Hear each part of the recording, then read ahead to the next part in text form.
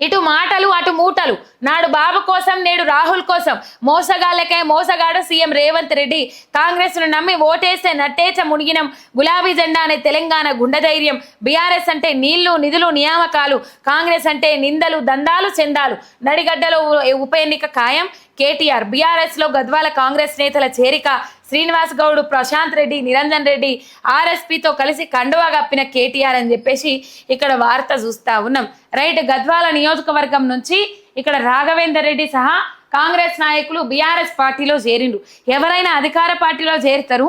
10 మంది కాంగ్రెస్ ఎమ్మెల్యేలు మినహా ఇంకా ఎవ్వరు ఈ 18 నెలల్లో కాంగ్రెస్ పార్టీ కండువా కప్పుకున్నట్టు ఎక్కడా కనబడలే మనకు.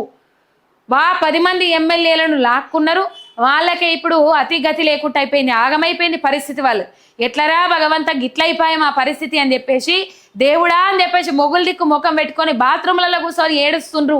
పార్టీ ఫిరాయించిన ఎమ్మెల్యేలు ఎక్కడ విలువలేక అన్న అంశాలు తెర మీదకి వస్తా ఉన్నాయి, వినబడతా ఉన్నాయి అక్కడక్కడ. కంపల్సరీ పార్టీ ఫిరాయించిన ఎమ్మెల్యేల మీద సుప్రీంకోర్టు ధర్మాసనం అనర్హత వేటేస్తుంది. బై ఎలక్షన్స్ పక్కా అని చెప్పేసి బీఆర్ఎస్ నాయకులు ఒక మొండి పట్టుదలతో ఉన్నారు.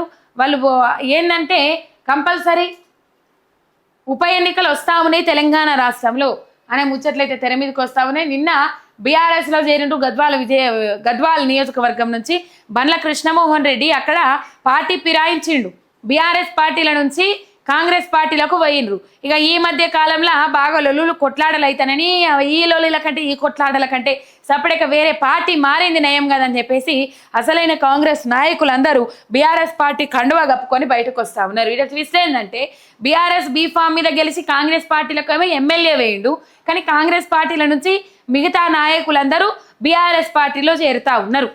ఇది పరిస్థితి.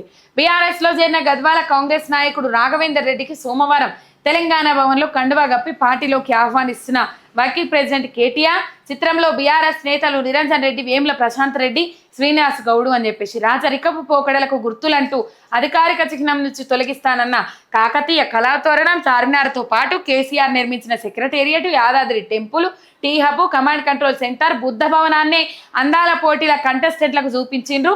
నాడు నిజాం తెలంగాణ వచ్చిన తర్వాత కేసీఆర్ ఆనవాళ్లే సుందరాంగులకు చూపించేందుకు దిక్కయ్యాయి అని చెప్పేసి.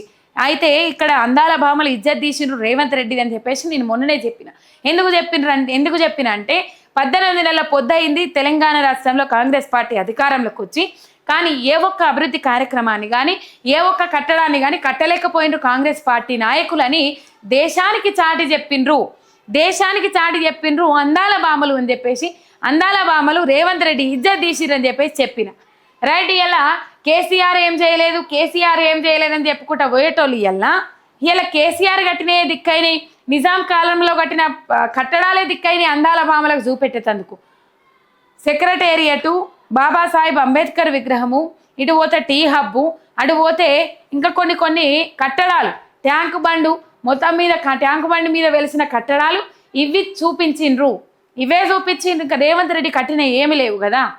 అప్పుడు నిజాం కాలంలో కట్టినాయి, ఇప్పుడు కేసీఆర్ హయాంలో కట్టినాయి, రేవంత్ హయాంలో కట్టినవి ఏమీ లేవు. అక్కడ నిల్లు ఆ అంశాలు మాట్లాడిరు. ఇక్కడ ఈ వార్త కనబడతా ఉన్నది.